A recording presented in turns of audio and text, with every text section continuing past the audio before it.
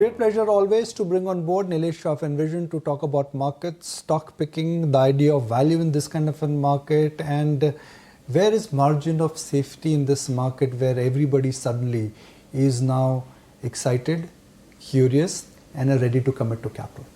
We've had a good rally in 2023. We're calling it the summer rally of 2023. Will this rally extend into the second half?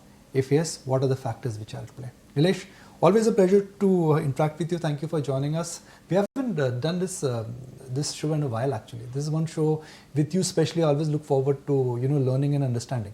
Absolutely, Nikunj. Always a pleasure to be here in your studio with you on ET Now.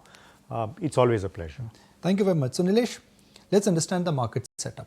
Now I can look at the market on a YTD basis and say, okay, nothing, 5-6% here or there. But if I look at the market from the April low, it's more than satisfactory for index, more than satisfactory for individual stocks, and great when it comes to small cap stocks. What is the right prism to look at the market? No, I think that's a great way to put things in perspective. And I think what has really happened, Nikunj, are two things. One is on the earnings side, by and large, most companies have positively surprised. Let's look at the backdrop, CY22. It was all about cost pressures, inflation, will the consumers buy enough, will the producers be able to pass on the elevated costs. And you come into 23 and just look at the kind of earnings which most companies have reported, the kind of margin improvement which most companies have reported, and the kind of economic growth that we have been able to sustain as an economy. So I think that's really the starting point where I think the earnings have been ahead of expectations, especially for smaller companies. People thought with the pressures of 22, small companies will get crushed. But that honestly didn't happen. We've seen that with a lot of our portfolio companies where actually the small guys are growing better and are turning even more capital efficient. The second thing is liquidity. I think the time retail investors or domestic investors sense that interest rates have peaked, and that at best what you could get in bank fixed deposits is the 6-7% on a pre-tax basis. I think they clearly sense that it's time to kind of be back into the SIPs, back into mutual funds or buying stocks directly. So I think it's a combination of both these factors, which I think has surprised all. And that has resulted into the markets having a pretty strong run from the lows of March or April. Okay. We'll put out the graphic of the market from April, and this market first managed to climb the wall of worry. Then came the earnings push, then came the liquidity trigger, and now the reverse trend has started, which is QIPs have started, block deals have started, IPOs have started. So typically when markets, they see influx of IPOs, block deals, promoters selling out, it has always coincided with a near-term peak or a pause. So while the long-term picture, nobody is arguing. In the near term, do you think this market now could be hitting into a pause or a range-bound phase?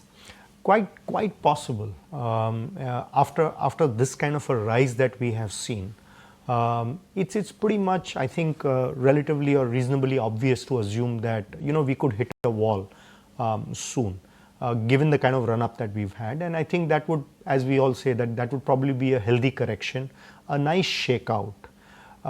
I think in addition to the kind of rally that we have seen and the kind of up move and the uptick that we have seen in terms of valuations, there are three other headwinds which are emerging.